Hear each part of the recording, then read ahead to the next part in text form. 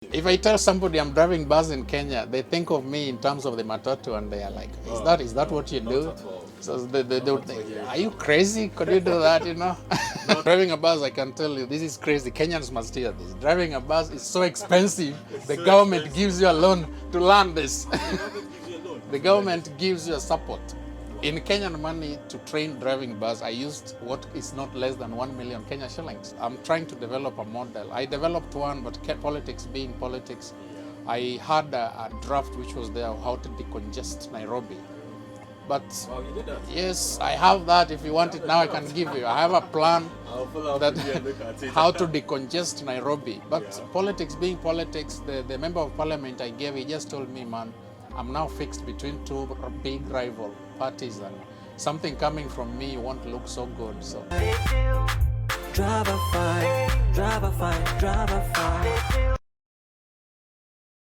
Guys, I am currently at the bus stop waiting for the next bus. I think it comes in the next 2 minutes.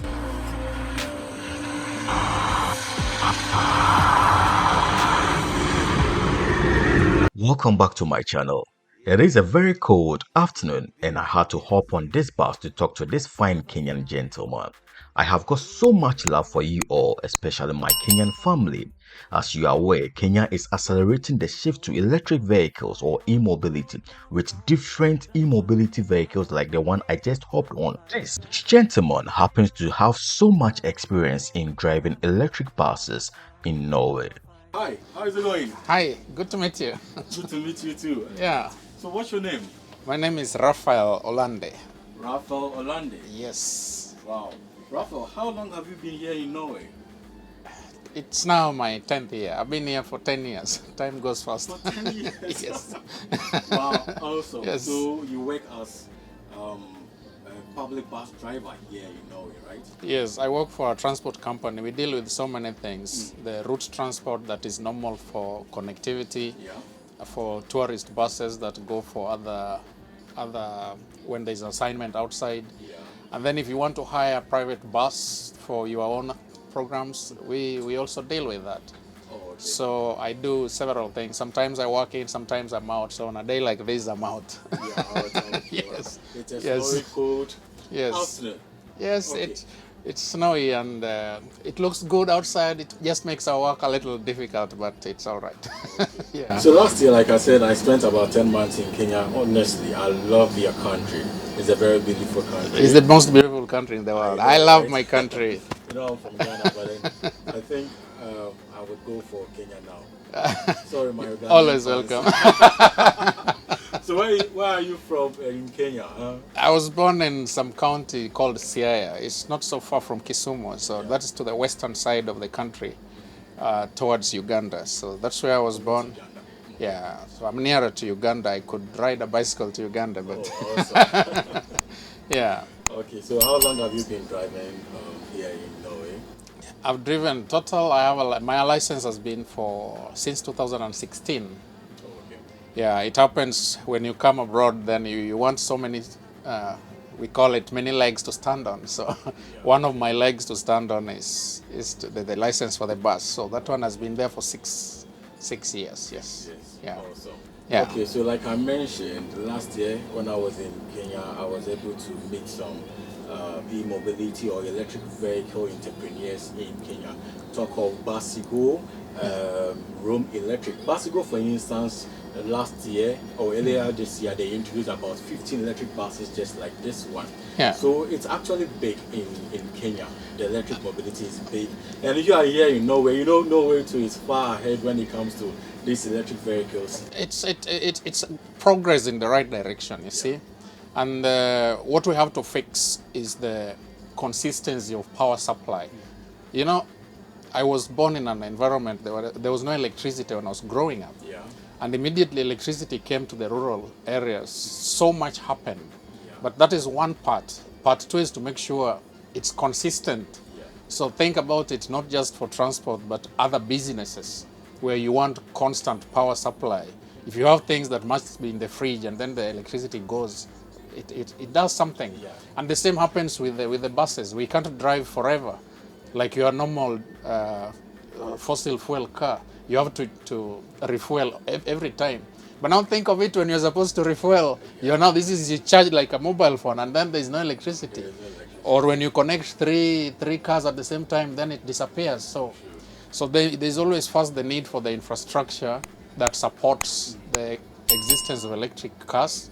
So charging stations spread in different locations, and then make sure the power is there and is constant. It's not coming and disappearing, Yeah, that's it. This even reminds me of the when I was in Nairobi, I was able to board some of these matatus. Yeah. I made content with these matatus. Yeah. It's actually crazy in Nairobi with these matatus. Matatu is a good thing. Culturally, let's say there's some fun that comes with the matatu. Yeah. But then there's also something that we could do to make it both fun but predictable at the same time, because we still go, like, you only travel when the matatu leaves. When they are full, then they go. But if we want a predictable business environment, we can have the fun, the music, the color, and the industry itself, but also the predictability part of it. So when it's predictable, you should always know that if I live here, in the next 10 minutes, I'll be in such and such location, plus or minus these few minutes. If we introduce the predictability aspect of the matatu industry, it's a great industry. Yes. And the good thing is, there are some of these matatu organizations in Nairobi who have adopted this e-mobility. So recently, about 2 electric buses were introduced to be used as matatus. Yes. I mean, I'm talking about those organizations that own this, diesel-powered matatus. They have actually accepted. Yes. The SACCO people, they have accepted this matatu, so they have the electric bus as part of their fleet. Yes. Yeah, and the Basigo and others to have introduced. So it's actually very big in Kenya. And then you guys are actually setting a good example for Africa. It's good. It's good. Europe is already thinking about eliminating fossil fuels from cars by 2035, And in Oslo, they're thinking even sooner. And here in Bergen, they're introducing toll fee for electric cars, increasing it. It has been there, so they want to normalize it. So it's good both for the environment, it's good for the health. When I drive this electric car, I don't use, or I don't give out so much pollution. There is pollution connected to the grid, but once I have it, it's minimal. So it's both healthy for the environment and for our own health. So it's a good, it's good for everyone. It's good for everyone. Yes. So since you have been driving this electric bus for some time now, I think it would be wise for you to go back to Kenya. I'm gonna go to Kenya. I'm gonna go to Kenya. These drivers who are about to take these electric buses, make it a big deal. I have passion not for the electric aspect of it, but for the safety aspect of transport in general. So if I was to, I'm trying to develop a model. I developed one, but politics being politics, I had a draft which was there, how to decongest Nairobi. But wow, you did that? Yes, I have that. If you want it now, I can give you. I have a plan I'll follow up with you and look at it. how to decongest Nairobi. But politics being politics, the member of parliament I gave, he just told me, man, I'm now fixed between 2 big rival parties, and something coming from me won't look so good. So yeah. So, but I have my passion is road safety and the connectivity, the flow. So that transport, because transport is comparable to circulation system in the body. If there's a clog somewhere, the whole body suffers. Some point, you get some swelling in some corner because of that. And that we feel the effect later in our economies and the efficiencies in other parts of the economy. So I'm so interested in road, the flow, and the road safety. So I'm doing something big. It's gonna come out. Yeah, that is awesome. Yes, so my passion for Kenya is road, the flow, and the safety. You are very ambitious, which is very good. Thank you, thank you. So let's come back to this bus, for instance. Yeah. So when it is charged, how long can it travel, or what is the range that it covers? Generally, this bus can drive up to 400 kilometers. 400 kilometers. Yes, but as a rule with electric cars, there's something that happens. If this is city driving, okay? City driving means you start and stop. There's so much braking. And the system of electric cars are such that when you brake, when you step on the brake, it loads back on its own. So the more you are driving and stopping, it means you take longer with the battery. If I was to use the same bus for a continuous driving with minimal stoppage, the distance goes a little, it shrinks. It's the same for the small car. Yeah, because you're only using what you have and minimal chances to step on it.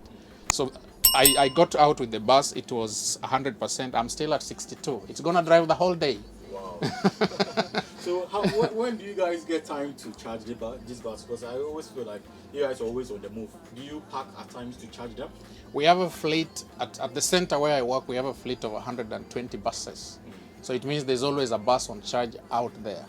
And I have a system here to see, it's 62%. If I have up to 40%, then if somebody was to take over the bus, I have to give the notification. Once it has reached below 40, then they have to think, how long is he supposed to drive? If he's going to drive longer, it's better he gets out with a different bus instead of taking over this.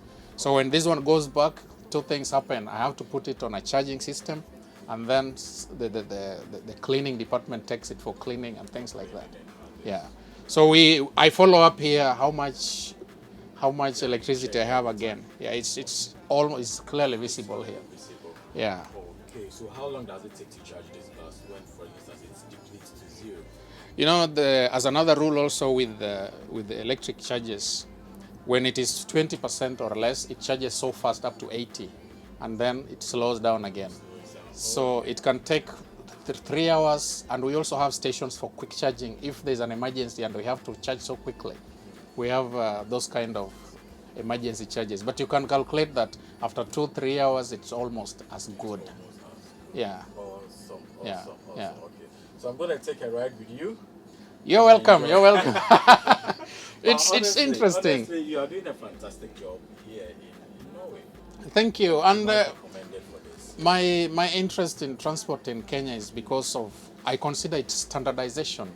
You know, Europe generally, the economy in Europe or anything good about Europe or the West is not because of anything unique, but because of the standardization they've done, so that everything is professionalized. I should show you a book you have to read to become a bus driver. You'll think you're doing... Wow, that is...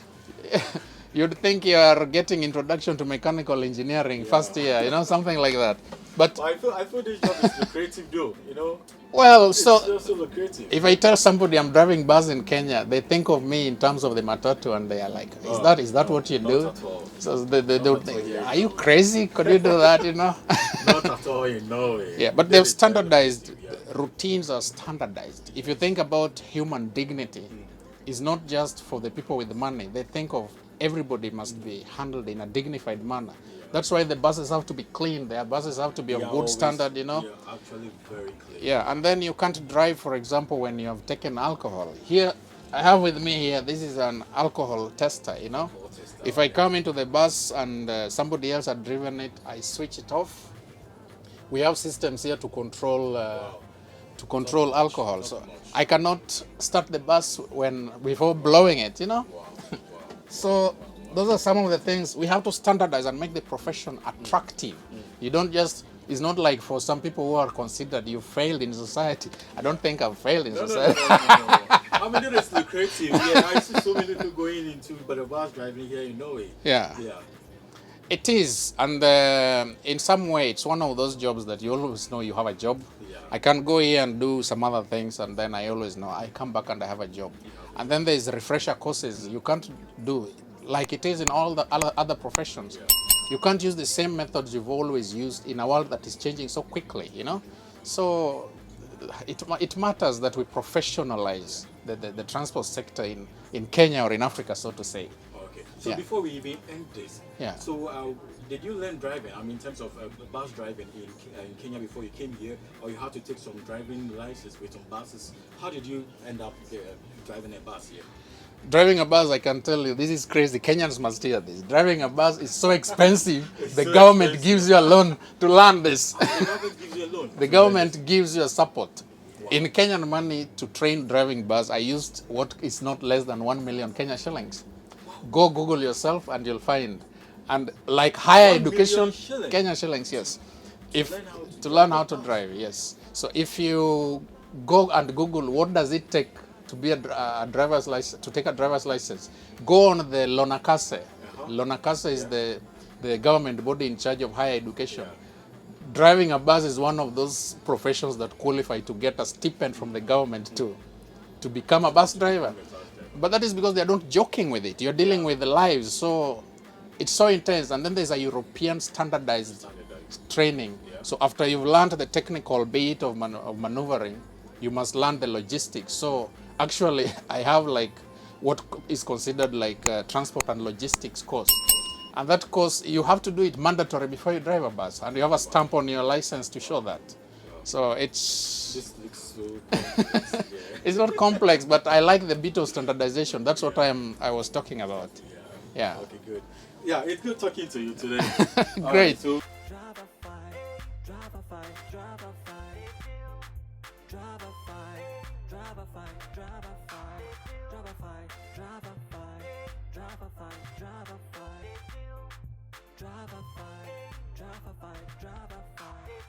Anything electric related to mobile vehicles. Mobility enthusiast, Davis one of a kind. One country at a time, one continent at a time. Never been done before. Drivafy across all shores. Automotive innovation, electric mobility. Davis 3 steps ahead. No competitor over here. Be the fan of the vehicle space. Drivafy.